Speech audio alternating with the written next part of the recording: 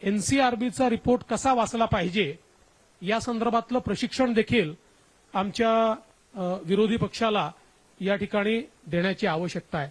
खरं म्हणजे माननीय मुख्यमंत्र्यांना देखील या ठिकाणी बोलायचं आहे, अजितदादा देखील बोलतील आणि आपल्याला विधानसभेमध्ये बऱ्याच गोष्टींची उत्तरं देखील द्यायची आहेत।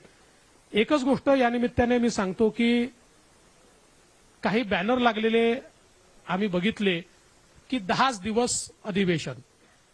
आता खरं म्हणजे ज्यांनी नागपुरात अधिवेशनच घेतलं नाही, अधिवेशनच टाळलं, ते सांगून राहिले 10 दिवस अधिवेशन।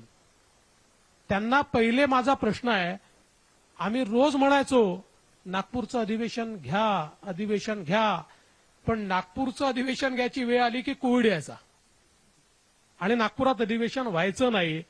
त्यामुळे ज्यांनी नागपुरात अधिवेशनच घेतलं नाही आणि आम्ही तर बीएससी मध्ये देखील सांगितलं की 19 तारखेला आपण पुन्हा बीएससी घेऊ आणि त्या दिवशी किती कामकाज आपल्याला झालंय, किती व्हायचंय असा सगळा अंदाज घेऊ आणि त्याच्यानंतर त्याचा निर्णय करू।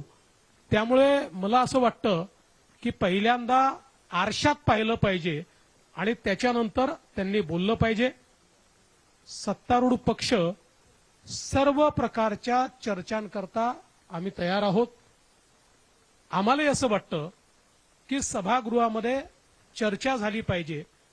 याचं कारण शेतकऱ्यांचे प्रश्न आहेत, आरक्षणाचे प्रश्न आहेत, या सगळ्या प्रश्नांवर सकारात्मकतेनं पुढे जाण्याकरता माननीय मुख्यमंत्र्यांच्या नेतृत्वामध्ये आमचा सत्तारूढ पक्ष हा पूर्णपणे तयारीमध्ये आहे।